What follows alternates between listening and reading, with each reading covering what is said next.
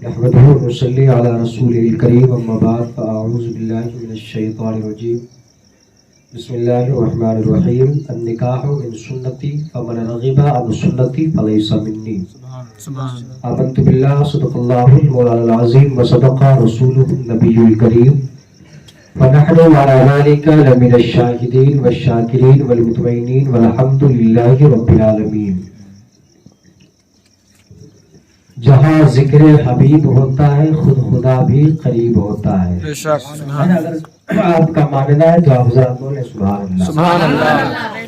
جہاں ذکر حبیب ہوتا ہے خود خدا بھی قریب ہوتا ہے، اور ان کی محفل میں بیٹھنے والا آدمی خوش نصیب ہوتا ہے۔ جہاں ذکر حبیب ہوتا ہے خود خدا بھی قریب ہوتا ہے، ان کی محفل میں بیٹھنے والا آدمی خوش نصیب ہوتا ہے۔ اللہ کا شکر ہے کہ آپ حضرات یہاں پر بیٹھے ہوئے اتنے ٹھنڈ کے موسم میں، ورنہ کل کی رات بھی تھی اور آج کی بھی رات ہے۔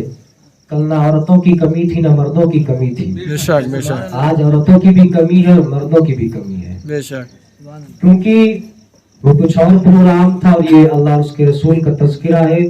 نصیبے کی بات ہے، جس کو جیسا نصیبہ ملا ہے نا، اور شاید اسی لیے نہیں کہتا ہے کہ جہاں ذکر حبیب ہوتا ہے خود خدا بھی قریب ہوتا ہے، ان کی محفل میں بیٹھنے والا آدمی خوش نصیب ہوتا ہے۔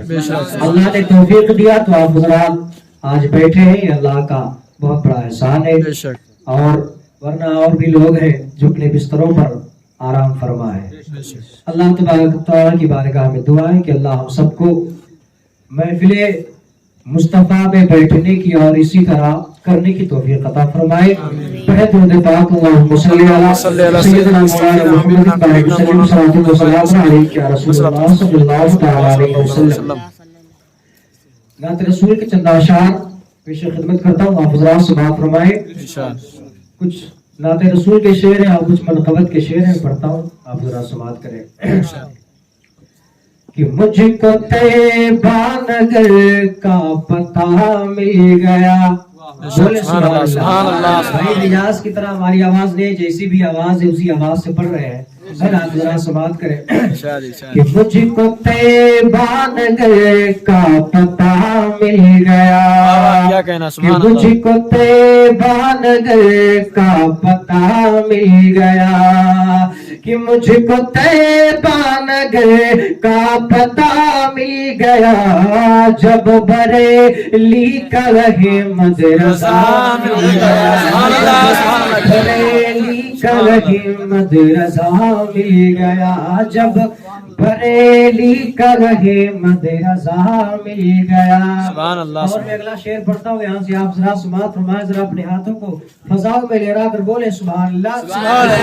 اور جن کا اس شعر پر ماننا ہے، جن کا عقیدہ ہے، وہ حضرات خاموش نہ بیٹھے، میں شعر پڑھتا ہوں، سماعت کریں۔ کنارے تو زخ کا کھٹے کا نہیں اب مجھے، بولے کنارے تو زخ کا کھٹے کا نہیں اب مجھے، نارے دو زخ کا کھٹے کا نہیں اب مجھے، کنارے دو زخ کا کھٹے کا نہیں اب مجھے، دامن ہاتھ میں دامن مصطفیٰ مل گیا، دامن مصطفیٰ مل گیا۔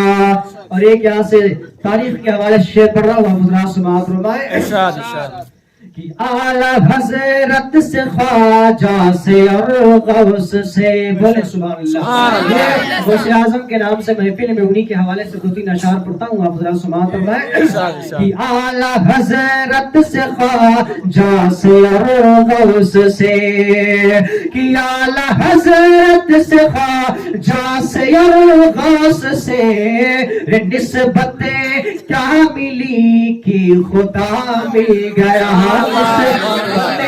کیا ملی کہ خدا مل گیا۔ اور ایک شعر اور پڑھتا ہوں، سماعت فرمائے۔ بڑا اچھا شعر ہے اس کلام کا کہ مجھ کو بھٹکا سکےگا نہ نجدی کبھی. پر تھوڑا دم دکھائے, بولے سبحان اللہ. مجھ کو بھٹکا سکےگا نہ نجدی کبھی, کہ مجھ کو بھٹکا سکےگا نہ نجدی کبھی, کہ مجھ کو بھٹکا سکےگا نہ نجدی کبھی. جب میرا غوث وہ رہنما مل گیا, غوث وہ رہنما مل گیا, جب میرا غوث وہ رہنما مل گیا. غوث اعظم کے حوالے سے ایک شعر پڑھتا ہوں یہاں سے, اور ایک واقعے کو قلم بند کیا ہے. جب غوث اعظم نے 12 سال کی ڈوبی ہوئی کشتی کو واپس ترایا تھا سمندر میں, اسی واقعے کو قلم بند کیا ہے شاعر نے. آپ حضرات سماعت فرمائیں کہ غوث کی جب نگاہ ولایت بڑی, بولے غوث کی جب نگاہ ولایت پڑی, غوث کی جب نگاہ ولایت پڑی, کہ غوث کی جب نگاہ ولایت پڑی, ڈوبی کشتی ملی قافلہ مل گیا, ملی قافلہ مل گیا. اور میں یہاں سے ماں کے حوالے سے شعر پڑھ رہا ہوں. جو حضرات اپنی ماں سے محبت کرتے ہیں اپنے ہاتھوں کو اٹھا کر ثبوت دے اور بولے سبحان اللہ. اتنے خالی بلند محبت کرتے نہیں اپنی ماں سے, ہے نا. ہر کوئی اپنی ماں سے محبت کرتا ہے. ہاتھوں کو فضاؤں میں لہرا کر جن کی ماں زندہ ہے وہ بھی اپنے ہاتھوں کو اٹھائے, جن کی ماں حیات ہے, جن کی ماں نہیں ہے وہ بھی اپنے ہاتھوں کو اٹھا کر ثبوت دے, بولے سبحان اللہ.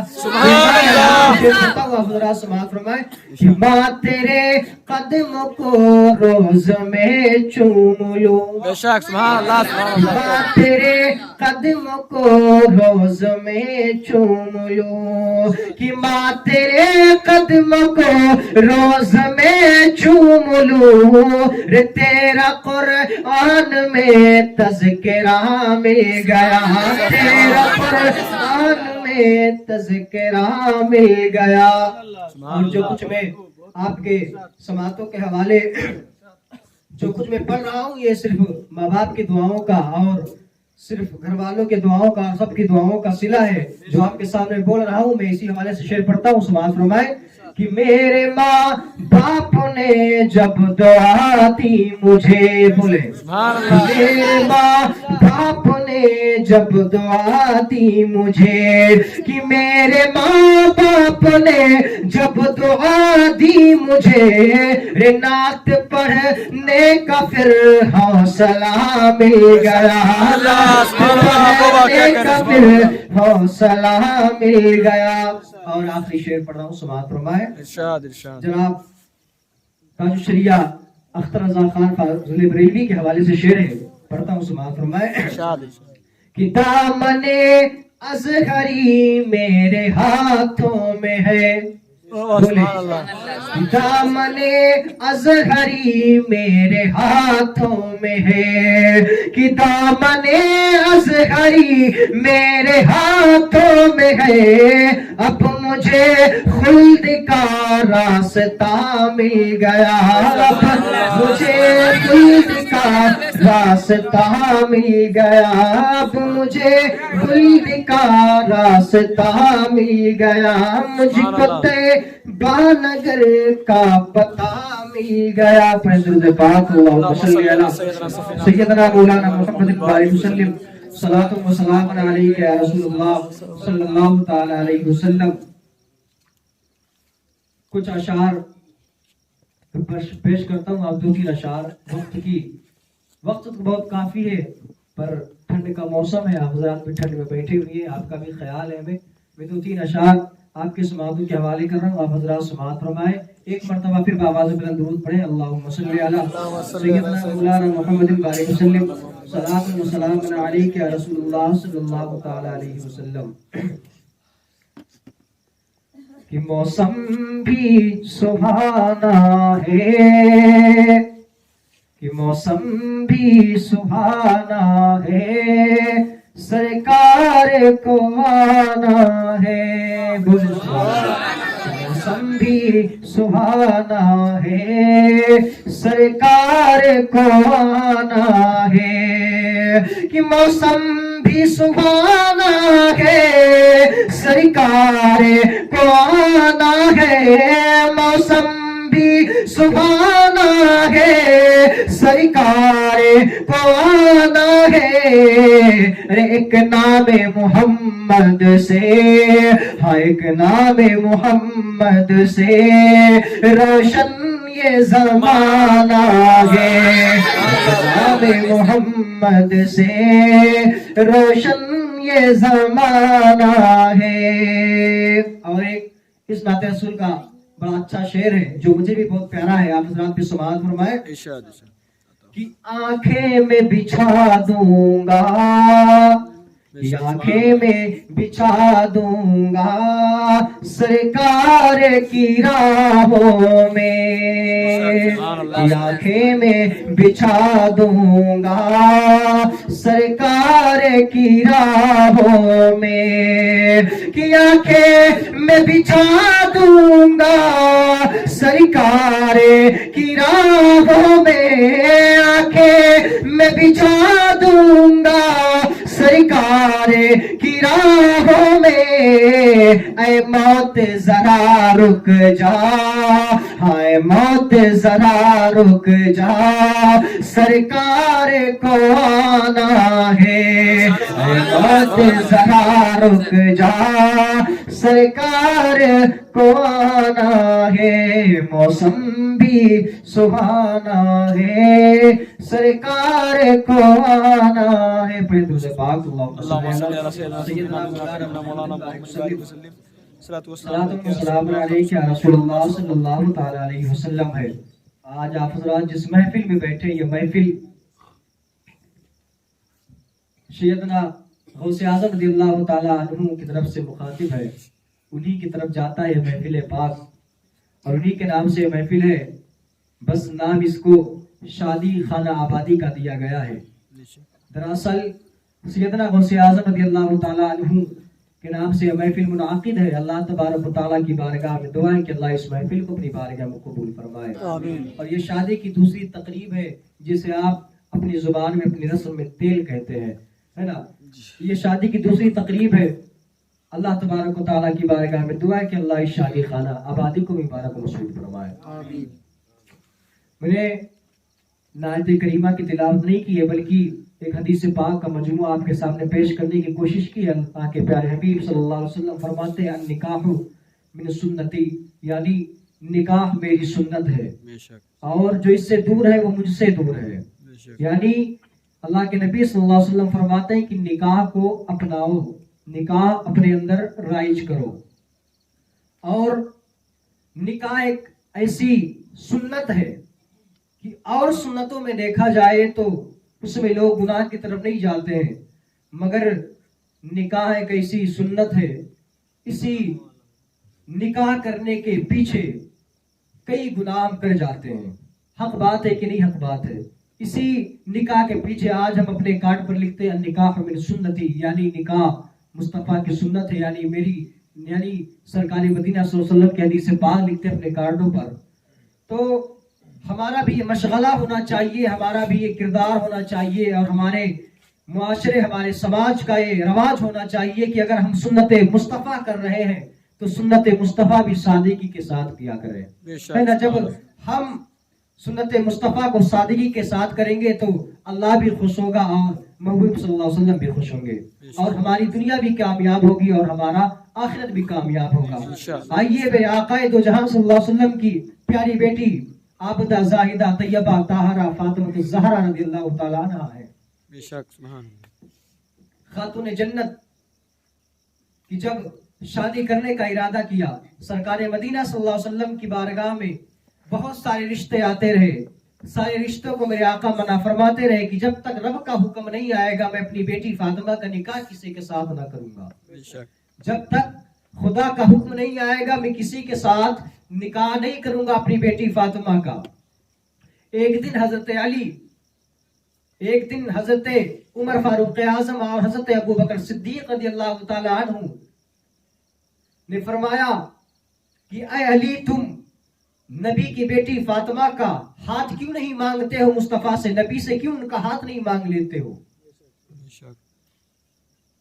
علی کون ہے؟ یہ صحابی ہے، سرکار کے چچا جان حضرت ابو طالب کے بیٹے جن کا نام حضرت علی ہے، یعنی سرکار کے چچا آپ کے صاحبزادے ہیں حضرت ابو طالب کے، اور سرکار کے چچا ان کے والد محترم حضرت عمر فاروق اعظم رضی اللہ تعالیٰ عنہ نے کہا کہ اے علی تم نبی سے ان کی بیٹی فاطمہ کا نکاح رشتہ کیوں نہیں مانگتے ہو، ہاتھ کیوں نہیں مانگتے ہو؟ بھلا کس میں اتنی ہمت ہے کہ نبی کی بیٹی کا ہاتھ مانگے؟ کون پاک دامن ہے؟ مگر جب ارادہ کیا کہ اے علی تم جا کر نکاح مانگو، یعنی نکاح کی عرضی ڈالو مصطفیٰ کی بارگاہ میں فاطمہ کے لیے، حضرت علی بھی ہے، حضرت عمر فاروق اعظم رضی اللہ تعالیٰ عنہ بھی ہے، اور حضرت ابوبکر صدیق رضی اللہ تعالیٰ عنہ بھی ہے، جا کر نبی سے ملاقات کرتے میرے آقا دو جہاں صلی اللہ علیہ وسلم مسجد نبوی میں جلوہ فرما ہے، جا کر مصطفیٰ کے سامنے بیٹھ جاتے ہیں، صحابہ آ رہے ہیں، نبی سے ملاقات کر کے جا رہے ہیں۔ ایک روایتوں میں ملتا ہے کہ نبی اپنے حجرے میں موجود تھے، دوسری روایت میں ملتا ہے کہ نبی مسجد نبوی میں موجود تھے۔ تو حضرت عمر فاروق اعظم، حضرت ابوبکر، حضرت علی ہے، حضرت علی بیچ میں بیٹھے ہوئے ہیں، حضرت علی کی طرف اشارہ، حضرت ابوبکر کہتے ہیں کہ تم ہاتھ مانگو، مگر حضرت علی میں اتنی ہمت نہیں ہے کہ وہ نبی کی بیٹی فاطمہ کا ہاتھ مانگ لے نکاح کے لیے۔ اتنے میں میرے آقا دو جہاں صلی اللہ علیہ وسلم فرماتے ہیں کہ اے علی تم جس کے لیے آئے ہو تم خود بتاتے ہو یا میں خود بتاؤں؟ بولے نبی کی غیب کی بات ہے، نبی فرماتے ہیں اے علی تم خود بتاؤ گے یا میں خود بتاؤں؟ اتنے میں حضرت جبرائیل امین حاضر ہوتے عرض کرتے یا رسول اللہ علیہ السلام اب اپنی بیٹی فاطمہ کا نکاح حضرت علی کے ساتھ کر دیں، رب کا بھی پیغام آ چکا ہے۔ حضرت جبریل امین حاضر ہوتے عرض کرتے حضور اپنی بیٹی فاطمہ کا نکاح حضرت علی سے کر دیا جائے۔ کہا رب کی منظوری مل گئی ہے، نبی بھی راضی ہے نکاح کرنے کے لیے۔ اب نبی کیا فرماتے ہیں کہ اپنی بیٹی فاطمہ سے بھی ایک بار ذرا پوچھ لیا جائے کیا میری بیٹی فاطمہ اس رشتے کے لیے راضی ہے کہ نہیں راضی ہے؟ میرے آقا دو جہاں صلی اللہ علیہ وسلم اپنے گھر پر جاتے ہیں، حضرت فاطمہ سے ملاقات کرتے ہیں اور کہتے ہیں اے فاطمہ میں علی کا نکاح لے کر تمہاری بارگاہ میں آیا ہوں، تمہارے پاس علی کا رشتہ لے کر آیا ہوں، کیا تمہیں قبول ہے؟ مگر میں ایک بات کہنا چاہتا ہوں، آج ہمارے سماج کا یہ حال ہے کہ لڑکے سے 4 مرتبہ پوچھا جائے گا کہ تجھے لڑکی پسند ہے کہ نہیں پسند ہے، لڑکی پسند ہے کہ نہیں پسند ہے، چاہے ہم ہو چاہے آپ ہو۔ لڑکے سے ہزاروں بار پوچھا جائے گا، باپ اپنی بیوی سے کہے گا کہ جا کر بیٹے سے پوچھ رشتہ منظور ہے کہ نہیں منظور ہے، 4-5 بار پوچھا جائے گا تجھے لڑکی پسند ہے کہ نہیں پسند ہے، مگر قربان جاؤ میرے آقا دو جہاں صلی اللہ علیہ وسلم کی شان سخاوت پر، قربان جاؤ میرے نبی کی زندگی پر، میرے آقا دو جہاں حضرت فاطمہ کے پاس جاتے ہیں اور کہتے ہیں فاطمہ بتا تیرے رشتہ حضرت علی کا موجود تجھے منظور ہے کہ نہیں منظور ہے؟ حضرت فاطمہ کہتی ہے بجان آپ رشتہ جو کریں گے وہ ہمارے لیے بہتر ہے، اگر آپ کی رضا جس میں اس میں ہماری بھی رضا ہے۔ جب یہ رضا ہو جاتی ہے آپ کا نکاح حضرت علی کے ساتھ ہوتا ہے۔ آپ جانتے ہیں، آپ تاریخ اٹھا کر تاریخ کا مطالعہ کریں، حضرت علی کا جب نکاح ہوا تھا اس وقت حضرت علی کے پاس رہنے کے لیے مکان نہیں تھا، پہننے کے لیے کپڑے نہیں تھے۔ روایتوں میں ملتا ہے کہ صحابہ نے اکٹھا کر کے حضرت علی کو شادی کا جوڑا پہنایا تھا۔ اس وقت یہ حال تھا حضرت علی کا، تو نبی نے کیا دیکھ کر حضرت علی سے نکاح کیا فاطمہ کا؟ تو دولت دیکھ کر نکاح نہیں کیا تھا، بلکہ اگر دیکھ کر نکاح کیا تھا تو سیرت علی کو دیکھ کر نکاح کیا تھا، ان کی زندگی کو دیکھ کر نکاح کیا تھا کہ حضرت علی وہ علی ہے کہ جن کے ہاتھوں سے فاتح خیبر، جن کے ہاتھوں سے خیبر فتح ہوگا۔ اگر عظمت و بلندی کی بات کی جائے، جن کے بارے میں حضرت علی کے بارے میں کئی حدیث پاک موجود ہیں، یہ حضرت علی کی ذات بابرکات ہے۔ ان کے ساتھ جب نکاح ہوا حضرت علی کا تو جانتے ہیں میرے آقا دو جہاں صلی اللہ علیہ وسلم نے آپ حضرت فاطمہ کے دہیز میں کیا دیا تھا؟ ایک کھجور کا بھرا ہوا گدا اور ایک تکیہ جو پہلے زمانے میں چلتا تھا، اور ایک مشکیزہ، ایک گھڑا، اور ایک پنچکی یا چکی آٹے پیسنے والی، یہ ساری چکیاں اور یہ ساز و سامان دیے گئے تھے تاکہ امت مسلمہ کو یہ بتایا جا سکے کہ نبی نے اپنی بیٹی کے نکاح میں کوئی دنیا کی زیب و زینت کو نہ دیا تھا، دنیا کی دولت کو نہ دیا تھا، بلکہ اگر دیا تھا تو امت غریب، امت مسلمہ کو مد نظر رکھ کے دہیز دیا تھا۔ میرا نبی چاہتا تو فاطمہ کے لیے جنت سے ہیرے جواہرات منگوا سکتا تھا۔ میرا نبی چاہتا، میرے نبی کے پاس کمی کیا تھی؟ میرے آقا دو جہاں صلی اللہ علیہ وسلم فرماتے اگر میں چاہ لوں تو سونے اور چاندی کے پہاڑ میرے آگے پیچھے چلا کرے، مگر یہ مصطفیٰ کی شان سخاوت ہے، میرے مصطفیٰ کا کرم ہے کہ ہم جیسے غریب، ہم جیسے امتیوں کا خیال رکھا اور امتیوں کو سبق دیا کہ اگر تم غریب ہو تو تم مصطفیٰ کی سنت کو ادا کر لینا، اگر تم غریب ہو تو مصطفیٰ کی سنت کو ادا کر لینا۔ یہ مصطفیٰ کی شان ہے۔ آپ کس کس جگہ مصطفیٰ نے ہم غریبوں کو یاد کیا ہے؟ آپ کی عمر مقدس 4 سال کی ہے، میں نبی کی بیان کر رہا ہوں، سیرت مصطفیٰ 4 سال کی عمر مقدس میرے آقا کی، کس طرح غریبوں کا خیال کر رہے ہیں میرے آقا۔ 4 سال کی عمر مقدس سے والد محترم حضرت عبداللہ کا انتقال ہو چکا ہے، آپ کی ماں حضرت آمنہ کا بھی انتقال ہو چکا ہے، صرف خاندان میں کوئی زندہ ہے تو آپ کے دادا جان حضرت عبد المطلب زندہ ہے۔ آپ توجہ رکھیں کس طرح خیال کرتے ہیں میرے نبی ہم غریبوں کا۔ 4 سال کی عمر ہے، اب جب دادا جان کی انتقال کا وقت قریب آیا ہے، میرے آقا دو جہاں صلی اللہ علیہ وسلم کی پرورش اب دادا جان جب تک زندہ تھے جب تک کرتے رہیں گے، اس کے بعد ان کی زندگی کا خیال کون رکھے گا؟ مصطفیٰ کی دیکھ بھال کون کرے گا؟ 4 یا 5 سال کی عمر ہے، ان کے آگے کی دیکھ بھال کون کرے گا؟ آپ کے چاچا حضرت ابو طالب ہے، حضرت حمزہ ہے، حضرت عباس ہے، جتنے چچا ہے سب کو حضرت عبد المطلب نے بلایا اور فرمایا کہ بتاؤ محمد کے پرورش کی ذمہ داری کون لے گا؟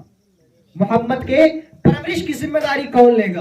اتنے میں حضرت عباس کھڑے ہوتے عرض کرتے ہیں کہ اے عبد المطلب ابا جان، میں محمد کی پرورش کی ذمہ داری لوں گا۔ اتنے میں ابو طالب کھڑے ہو جاتے ہیں کہ میں بھی محمد کی پرورش کی ذمہ داری لوں گا۔ جب ابو طالب کھڑے ہوتے ہیں حضرت عباس کہتے ہیں اے ابو طالب تمہاری مالی حالت خراب ہے، تمہارے پاس اتنی دولت نہیں موجود ہے کہ تم مصطفیٰ کی پرورش کرو گے، تم مصطفیٰ کی دیکھ بھال کرو گے۔ اتنے میں حمزہ کھڑے ہوتے ہیں، وہ بھی یہی طعنہ کشی کرتے ہیں کہ اے ابو طالب تم محمد کی پرورش نہیں کر سکتے ہو، تمہارے پاس خود کے خرچے ہیں، تمہاری مالی حالت خراب ہے، تم ابھی غربت کے عالم سے گزر رہے ہو، مگر قربان جاؤ مصطفیٰ کی شان پر۔ حضرت ابو طالب نے دیکھا کہ لوگ کشمکش میں ہیں، کوئی کہہ رہا ہے کہ مصطفیٰ کی پرورش کی ذمہ داری مجھے دی جائے، حمزہ کہہ رہے ہیں مجھے دی جائے، عباس کہہ رہے ہیں مجھے دی جائے، ابو طالب کہہ رہے ہیں مجھے دی جائے۔ اب ذرا قربان جاؤ حضرت ابو طالب پر۔ حضرت عبد المطلب کہتے ہیں اے محمد تم جس کی گود میں جا کر بیٹھو گے محمد کے پرورش تمہاری ذمہ داری اس کی جانب کے دی جائے گی، تم جس کی گود میں جا کر بیٹھ جاؤ گے اس تمہاری جانب تمہارے پرورش کی ذمہ داری اسے دے دی جائے گی۔ قربان جاؤ میرے مصطفیٰ کی شان صحابت پر۔ 5 یا 4 سال کی عمر مقدس ہے، ننھے قدموں سے اٹھے ہیں، حضرت عبد المطلب کی گود سے اٹھے ہیں اور جا کر حضرت ابو طالب کی گود میں بیٹھ جاتے ہیں، جن کی مالی حالت خراب ہے، جن کے پاس خود کے خرچے ہیں، جن کا عالم غربت کے عالم میں گزر رہا ہے، جا کر حضرت ابو طالب کی گود میں بیٹھتے ہیں اور دنیا والوں کو پیغام دیتے ہیں اے دنیا والوں، اپنے اے امیروں تم اپنی امیری پر کبھی ناز مت کرنا اور اے غریبوں اپنی غریبی پر کبھی شرم محسوس مت کرنا، کیونکہ یہ محمد ہے جس کے قبض و اختیار میں دنیا کی ساری دولتیں موجود ہیں، لیکن اس سے پیدا ہوتی ہے امیری کو ٹھوکر مار دیا ہے اور غریبی کو اپنے سینے سے لگا لیا ہے۔ سبحان اللہ سبحان اللہ، کیا کہنا بابا، خوب کیا خوب بابا، سبحان اللہ۔ طالب ہے حضرت جن کو میرے مصطفیٰ نے جن کی مالی حالت خراب تھی انہی کی گود میں جا کر بیٹھ جاتے ہیں۔ حضرت فاطمہ بنت اسد فرماتی ہے یہ کون ہے؟ حضرت ابو طالب کی چچی جان ہے، حضرت محمد عربی صلی اللہ علیہ وسلم کی چچی جان جن کا نام فاطمہ بنت اسد ہے۔ یہ بیان کرتی ہے جب مصطفیٰ میرے گھر میں تشریف لائے تھے اس وقت میرے گھر کا یہ حال تھا کہ اگر ہم ایک وقت کھانا کھا لیتے بھرپیٹ تو دوسرے وقت کا کھانا نصیب نہیں ہوگا. یہ حال ہو چکا تھا گھر کا. حضرت فاطمہ بنت اسد فرماتے ہیں جب مصطفیٰ میرے گھر میں تشریف لائے شام کا وقت ہوا دسترخوان لگا دیا گیا. گھر میں صرف چند روٹیاں بچی ہیں مشکل سے مثال یوں رکھ لیا جائے کہ 4 روٹیاں بچی ہوئی ہیں گھر میں. فاطمہ بنت اسد فرماتی ہے کہ دسترخوان لگا دیا گیا شام کا وقت ہے دسترخوان پر میرے مصطفیٰ سرور دو جہاں صلی اللہ علیہ وسلم تشریف فرما ہے. روٹیاں اتنی موجود ہیں اگر ابو طالب کھا لیتے ہیں تو روٹی ختم ہو جائے گی, اگر میں کھا لیتی ہوں تو بھی روٹی ختم ہو جائے گی, اور اگر میرے بچے کھا لیتے تو بھی روٹی ختم ہو جائے گی, اگر ہم روٹی کھا لیں گے تو مصطفیٰ بھوکے رہ جائیں گے. حضرت ابو طالب نے دسترخوان سجا دیا گیا ہے, مصطفیٰ کو بٹھا دیا گیا ہے, وہی چند روٹیاں رکھ دی گئی ہے. حضرت ابو طالب کہتے ہیں مصطفیٰ محمد تم کھاؤ, کھانا تم کھاتے کیوں نہیں ہو؟ اللہ اکبر. میرے آقا دو جہاں صلی اللہ علیہ وسلم فرماتے ہیں, غیبدہ پیغمبر فرماتے ہیں, کیا فرماتے ہیں؟ اے چچا جان ابو طالب جب تک آپ کھانا نہیں کھائیں گے جب تک میں بھی کھانا نہیں کھاؤں گا. ابو طالب دل میں سوچ رہے تھے کہ اگر میں نے کھانا کھا لیا تو سارا کھانا ختم ہو جائے گا, محمد بھوکے رہ جائیں گے. کہیں محمد کے دل میں یہ خیال نہ آ جائے کہ اگر محمد کا پرورش کرنے کی ذمہ داری نہیں لے سکتے تھے, اگر ہمت نہیں تھی, طاقت نہیں تھی, تو پھر انکاری کیوں کر لیا تم نے ہاں کیوں کہا, اس بات پر تم نے وہاں پر تصدیق کیوں کی؟ اللہ اکبر. کہیں یہ دل میں خیال نہ آ جائے. ابو طالب کہتے ہیں محمد تم کھانا کھاؤ ہم بعد میں کھا لیں گے. میرے مصطفیٰ فرماتے ہیں اے ابو طالب, اے چچا جان جب تک آپ کھانا نہیں کھائیں گے جب تک میں بھی کھانا نہیں کھاؤں گا. اللہ اکبر. میرے آقا فرماتے ہیں, میرے آقا نے جب اتنا فرمایا فاطمہ بنت اسد بھی بیٹھ گئی ہیں دسترخوان پر, ابو طالب بھی بیٹھے ہیں دسترخوان, حضرت ابو طالب کے بیٹے بھی دسترخوان پر بیٹھے ہوئے ہیں. میرے آقا کھانا کھانا شروع کر دیتے ہیں. ادھر فاطمہ بنت اسد نے بھی کھانا کھانا شروع کیا ہے, ادھر ابو طالب نے بھی کھانا کھانا شروع کیا ہے, ادھر ابو طالب کے بچوں نے بھی کھانا کھانا شروع کیا ہے. جب کھانا کھا چکے ہیں, کتاب کے اوراق لبا ہے, اگر